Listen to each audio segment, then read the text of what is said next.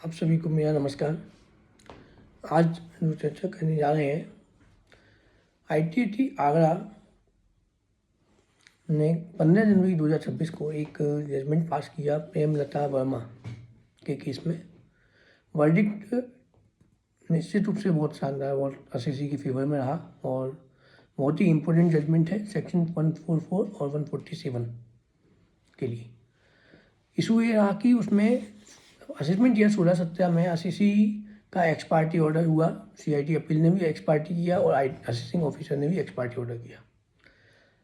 CIT appeal ने 4 करोड़ रुपए का एडिशन अंडर सेक्शन 68 में कंफर्म किया, जिसमें केवल इनकम फ्रॉम अदर सोर्सेज केवल 15 लाख रुपए थी।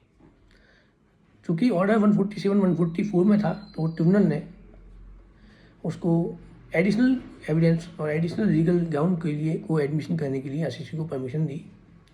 असेसिंग ऑफिसर ने जो असेसमेंट कंप्लीट किया था वो बिना 143(2) के नोटिस के बिना ही ऑर्डर पास किया।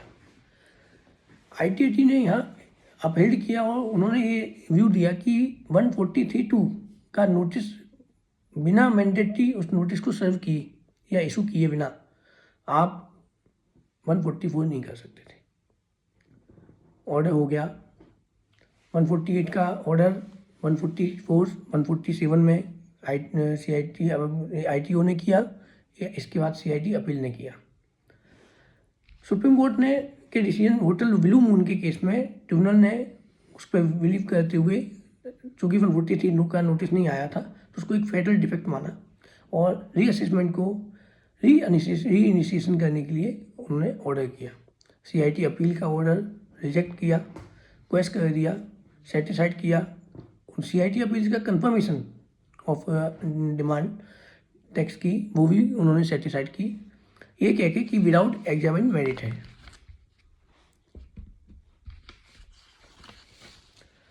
Hotel blue moon supreme court में बिल्कुल क्लियर कट ऑर्डर था कि 143(2) का नोटिस अगर असेसी को सर्व नहीं हुआ तो उस केस में आपका 144 और 147 इनवैलिड है, वॉइड इशू है।